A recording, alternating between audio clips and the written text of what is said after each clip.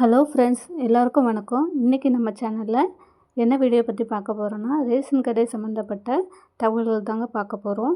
Ration கடையில் நேர்காணல் எப்போ நடக்கும், நேர்காணலில் இன்டர்வியூக்கான டிப்ஸு என்ன, அதாவது நமக்கு நேர்காணலில் செல்ஃப் இன்ட்ரடக்ஷன், அதாவது நம்மளோட சுய அறிமுகம், அதை நம்ம எப்படி கரெக்டாக சொல்கிறது, அதுக்கப்புறம் இன்டர்வியூவில் என்னென்ன மாதிரி கேள்விகள்லாம் கேட்குறதுக்கு வாய்ப்பு இருக்குது. அதாவது ஜிகேவாக இருக்கட்டும், உங்களை பற்றின கேள்விகளாக இருக்கட்டும், ரேஷன் கடை சம்மந்தப்பட்ட கேள்விகளாக இருக்கும், என்ன மாதிரி கேள்விகள்லாம் கேட்கறதுக்கான வாய்ப்புகள் அதிகமாக இருக்குது அப்படின்றத பற்றி தான் நம்ம இந்த வீடியோவில் ஃபுல்லாக பார்க்க போகிறோங்க. வீடியோவை ஸ்கிப் பண்ணாமல் கடைசி வரை முழுமையாக பாருங்கள். நம்ம சேனலில் ஃபஸ்ட் டைம் பார்க்குறவங்க சேனலை சப்ஸ்கிரைப் பண்ணிட்டு பாருங்கள் ஃப்ரெண்ட்ஸ். உங்களுக்கு இந்த வீடியோ பிடிச்சிருந்தா லைக் பண்ணுங்கள், ஷேர் பண்ணுங்கள். ஃபஸ்ட்டு இதில் எதுனா உங்களுக்கு டவுட் இருந்தால் கமெண்ட் பாக்ஸில் கமெண்ட் பண்ணுங்கள் ஃப்ரெண்ட்ஸ், நான் ரிப்ளை பண்ணுறேன். சரி வாங்க, நம்ம இப்போ இன்டர்வியூ சம்மந்தமான தகவல்கள் பார்க்கலாம். இப்போ ரேஷன் கடையை பொறுத்தளவு நமக்கு இன்டர்வியூ வைக்கிறாங்கன்னா ஃபஸ்ட்டு நம்மளை உட்கார சொல்லிட்டு நம்மளை பற்றின விஷயங்கள் தான், நம்மளை செல்ஃப் இன்ட்ரடக்ஷன் தான் நம்மளை கேட்பாங்க. அதை வச்சு நம்மளை ஜட்ஜ் பண்ணிவிடுவாங்க. அதனால் நீங்கள் இன்டர்வியூக்கு போகிறதுக்கு முன்னாடி உங்கள் செல்ஃப் இன்ட்ரடக்ஷனை நீங்களே ஒரு தடவை சொல்லி நல்லா ப்ரிப்பேர் பண்ணி வச்சுக்கோங்க.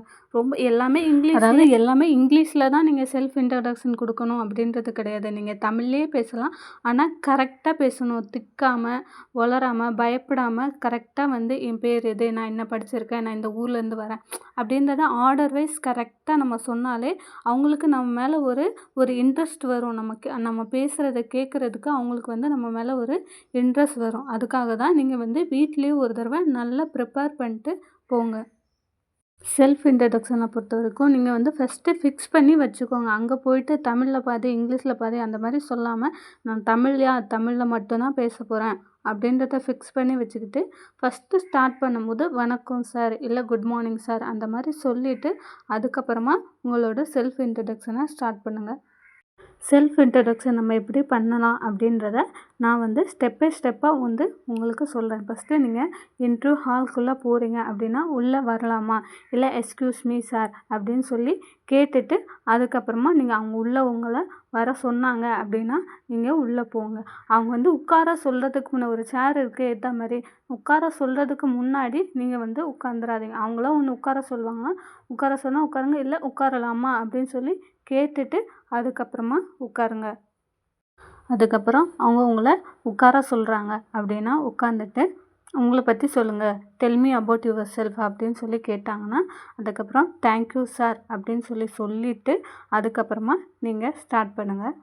செல்ஃப் இன்ட்ரடக்ஷன் ஸ்டார்ட் பண்ணும்போது எனக்கு வாய்ப்பு அளித்ததற்கு நன்றி அப்படின்னு சொல்லிவிட்டு அதுக்கப்புறமா உங்களோட பேர் அது என்னென்ன சொல்லணுமோ அதை நீங்கள் ஸ்டார்ட் பண்ணலாம். அடுத்து ஒரு இம்பார்ட்டண்டான விஷயம் என்னென்னா, பேசும்போது அவங்க காதில் விழுற மாதிரி கொஞ்சம் சத்தமாக பேசுங்க. ரொம்ப கணீர்னு பேசுங்கன்னு நான் சொல்லலை. அதுக்காண்டி நம்ம வாய்க்குள்ளேயே சொல்லிகிட்டு இருக்கோம் அந்த மாதிரியும் சொல்லக்கூடாது. அவங்க நம்ம பேசுகிறது அவங்க காதில் விழணும். அதே சமயம் அவங்களுக்கு டிஸ்டர்பாக இருக்கக்கூடாது. நம்ம காமனாக நம்ம நார்மலாக நம்ம வீட்டில் உள்ளவங்கக்கிட்ட எப்படி பேசுவோமோ அந்த மாதிரி நார்மலாக பயப்படாமல் நிதானமாக பொறுமையாக பேசுங்க. ஃபஸ்ட்டு உங்கள் பேரை சொல்லிவிடுங்க, உங்கள் பேர். அதுக்கப்புறம் நீங்கள் எந்த ஊர்லேருந்து நீங்கள் வரீங்க அப்படின்றதையும் நீங்கள் சொல்லுங்கள். அடுத்ததாக பார்த்திங்கன்னா நீங்கள் என்ன படிச்சிருக்கீங்க, எந்த ஊரில் படிச்சீங்க, எந்த ஸ்கூலில் படிச்சீங்க. ஸ்கூல் 1 to 10th வரை இந்த ஸ்கூலில் படித்தேன், 11th 12th இந்த ஸ்கூலில் படித்தேன். நீங்கள் ஒருவேளை காலேஜ் படிச்சிருந்தீங்கன்னா நான் இந்த யூனிவர்சிட்டியில் இந்த காலேஜில் படித்தேன், இந்த யூனிவர்சிட்டி இங்கே இருக்குது, இந்த ஊரில் இருக்குது அப்படின்றதையும் அவங்கக்கிட்ட ஃபுல் டீட்டெயிலாக சொல்லுங்கள். உங்களுக்கு விருப்பம் இருந்தால் நீங்கள் 10th எவ்வளோ மார்க் எடுத்தீங்க, நீங்கள் 12th எவ்வளோ மார்க் எடுத்தீங்க, நீங்கள் காலேஜ் படிக்கும்போது உங்களோட பர்சன்டேஜ் என்ன அப்படின்றதையும் அவங்க ஒரு வேளை கேட்டாலும் நீங்கள் சொல்லலாம். உங்களுக்கு விருப்பமாக இருந்தால் நீங்களும் சொல்லலாம். இல்லை அவங்க கேட்கலாம் அவங்கக்கிட்ட, நீங்கள் 10th எவ்வளோ மார்க்கு, 12th எவ்வளோ மார்க்கு அப்படின்றத கூட அவங்க கேட்கலாம். நீங்கள் அதையும் பற்றி நீங்கள் தெளிவாக சொல்லுங்கள். முதல்ல நம்ம பயப்படக்கூடாது, பதட்டப்படக்கூடாது. நிதானமாக நம்ம எதிர்க்க இருக்கிறவங்க ஒரு ஆஃபீஸர் அந்தளவுக்கு இல்லாமல் நீங்கள் நார்மலாக பேசினாலே உங்களை பற்றி ஒரு நல்ல அபிப்பிராயம் அவங்களுக்கு வரும். அடுத்ததாக உங்கள் ஃபேமிலியை பற்றி அவங்க கேட்கலாம். உங்களோட ஹாபி என்ன, நீங்கள் பொழுதுபோக்கு நீங்கள் என்ன பண்ணுவீங்க, புக்ஸ் படிப்பீங்களா இல்லை என்ன பண்ணுவீங்க அப்படின்றதையும் பற்றி அவங்க வந்து கேட்கலாம். அதுக்கப்புறமா உங்கள் ஃபேமிலியை பற்றி வந்து அவங்க கேட்கலாம். உங்கள் கூட பிறந்தவங்க எத்தனை, உங்கள் அம்மா என்ன பண்ணுறாங்க, உங்கள் அப்பா என்ன பண்ணுறாங்க அப்படின்றத பற்றி, உங்கள் அப்பா என்ன வேலை செய்கிறாங்க அந்த மாதிரி கூட கேட்கலாம். அது பற்றினா உங்களுக்கு உங்களோட அப்பா அம்மா பற்றி, உங்கள் கூட பிறந்தவங்க அவங்கள பற்றியும் நீங்கள் வந்து கரெக்டாக சொல்லுங்கள். இதுதான் வந்து செல்ஃப் இன்ட்ரடக்ஷனாக இருக்கும். இதை தவிர்த்து வேறு வந்து அவங்க கேட்குறதுக்கான வாய்ப்புகள் இல்லை. முக்கியமான விஷயம் வந்து நம்மளோட ஃபேமிலி சிச்சுவேஷனை வந்து அவங்கக்கிட்ட வந்து சொல்லக்கூடாது. எங்கள் அம்மா கஷ்டப்படுறாங்க, அப்பா கஷ்டப்படுறாங்க, நான் அந்த மாதிரி நீங்கள் வந்து எதுவுமே நம்மளோட வீக்னஸை வந்து அவங்கக்கிட்ட சொல்லக்கூடாது. சொன்னால் வந்து நமக்கு வந்து அது மைனஸ் பாயிண்ட்டாக வந்து அமைஞ்சிடும். எந்த ஒரு சூழ்நிலையும் நம்மளோட வீக்னஸையும் நம்ம ஃபேமிலி சிச்சுவேஷனையும் வந்து அவங்கக்கிட்ட சொல்லாமல் இருக்கிறது நல்லது. ரேஷன் கடை இன்டர்வியூவை பொறுத்தவரைக்கும் மெயினாக வந்து நமக்கு 3 விஷயம் கேட்பாங்க. என்னென்னா, ஃபஸ்ட்டு வந்து நம்மளோட செல்ஃப் இன்ட்ரடக்ஷன்ஸ், 2வது வந்து பார்த்திங்கன்னா ரேஷன் கடை சம்மந்தமான சில கொஸ்டின் கேட்பாங்க, 3வது பார்த்திங்கன்னா ஜிகே சம்மந்தமான சில கொஸ்டின்ஸ் வந்து கேட்பாங்க. வேறு எதுவும் இதை தவிர்த்து வேறு எதுவுமே நம்மக்கிட்ட கேட்க மாட்டாங்க. நம்ம ரேஷன் கடை சம்மந்தமாக நிறைய வந்து நம்ம வீடியோ வந்து நம்ம போட்டிருக்கோம். ஆல்ரெடி ரேஷன் கடை சம்மந்தமாக என்னென்ன கொஸ்டின்ஸ்லாம் கேட்க வாய்ப்பு இருக்குது அப்படின்றத வந்து நம்ம சேனலில் நான் வீடியோ போட்டிருக்கேன். நான் வந்து உங்களுக்கு நீங்கள் பார்க்காதவங்க கூட டிஸ்கிரிப்ஷனில் நான் வந்து லிங்க் கொடுக்குறேன், நீங்கள் போய் பாருங்கள். வேறு என்ன சம்மந்தமாக ரேஷன் கடை சம்மந்தமாக கொஸ்டின்ஸ் கேட்பாங்க அப்படின்றதையும் நான் இப்போ இந்த வீடியோவில் சொல்கிறேன்.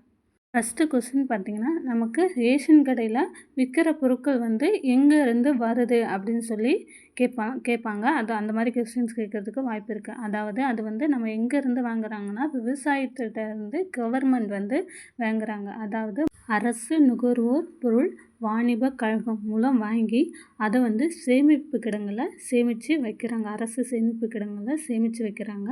அதை வந்து எந்தெந்த மாவட்டங்களுக்கு உள்ள ரேஷன் கடைக்கு எந்த அளவுக்கு தேவை அப்படின்றத பொறுத்து அவங்க அனுப்பி வைக்கிறாங்க.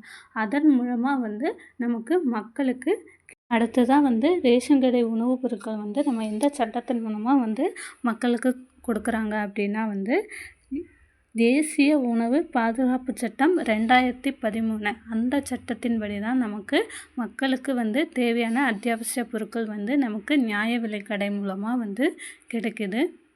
அதுக்கப்புறமா பார்த்திங்கன்னா ரேஷன் கார்டின் வகைகள் வந்து கேட்கலாம் வாய்ப்பு இருக்குது. இப்போ வறுமை கோட்டுக்கு கீழே உள்ள கார்டுனா அதில் வந்து எந்த மாதிரி குறியீடு வந்து இருக்கும், வறுமை கோட்டுக்கு மேலே உள்ளவங்களுக்கு என்ன மாதிரி குறியீடு வந்து இருக்கும் அப்படின்றத ஆல்ரெடி நம்ம வீடியோ வந்து நம்ம சேனலில் போட்டிருக்கோம். நான் டிஸ்கிரிப்ஷனில் லிங்க்கு கொடுக்குறேன், அதை பார்த்து கண்டிப்பாக தெரிஞ்சுக்கோங்க. அதை பற்றின கொஸ்டின் கேட்குறதுக்கு கண்டிப்பாக வாய்ப்பு இருக்குது.